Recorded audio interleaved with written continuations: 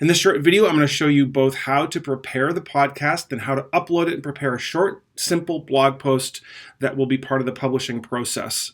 So first of all, I've got Garageband opened up. That may not be the program you're using, so you may have to make some adjustments based on the software you're using. And then I've got my files here. These are part 1 and part 2 of the message. This is a little more complicated this week. It won't normally be like this, but I'm going to have to string these together in Garageband. So what I'm going to show you here in Garageband, I'm going to just kind of maximize this. There we go. This is the layout which I would give you to use. And if you're using something that's not a Mac, probably these two tracks will be combined into one track. But what we have here is the intro to our podcast. So here we go.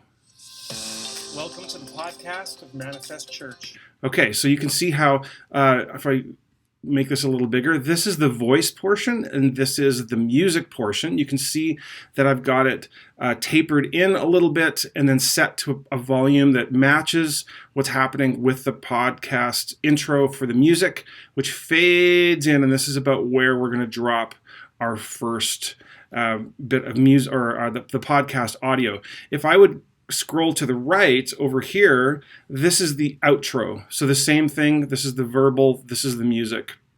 What we're going to do is here's the last podcast that I put in. I've already deleted that. What we're going to do is we're going to drop our new podcast audio right here. Just ignore these. This is a master track, the Sprite audio. I'm not even sure what that is. So I'm going to go to my desktop. I'm going to start with part 1. And at least in a Mac here, all I have to do is drag and drop. I'm going to put it about here because I know that's where it's gonna land. And then eventually I'm going to drop part 2. But for now, I'm going to just zoom in here a little bit. It's not zooming. There we go. That's a little too much. So you can see this is where the message starts. So this is what I'm going to play with each week. I'm going to be very careful to preserve this right here because it's a taper, right? So this is where it starts to fade.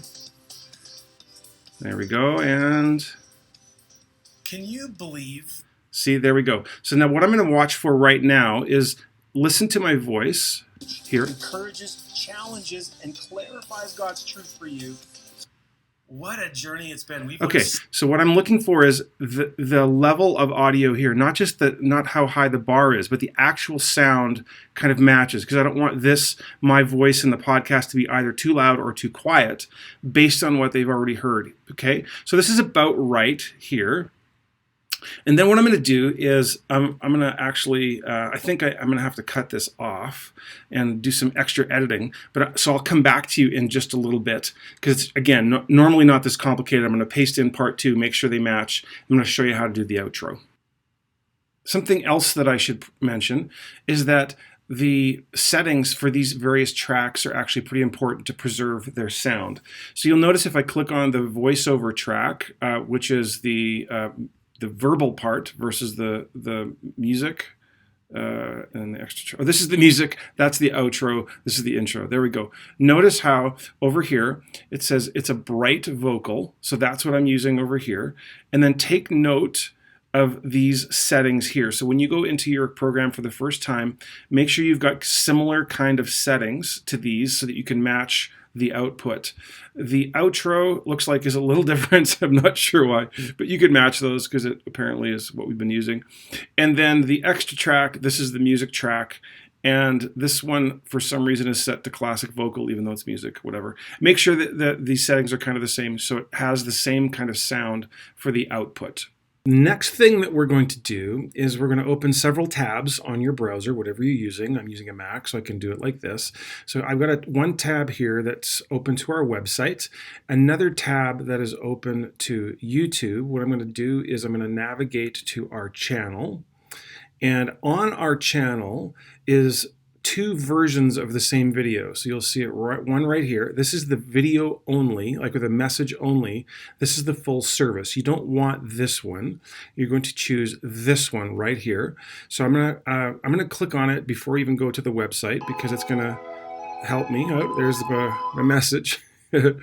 And what I'll do is I'm gonna copy the link right here. So I'm gonna copy and paste it. And then I'm going to go to our website. I'm going to log in. I'm going to give you those credentials and go to the dashboard. Now on the dashboard, you're going to see several different options. What I want to do is create a post. So I'm going to add a new post. And in this case, the message is called Give Thanks in All Circumstances.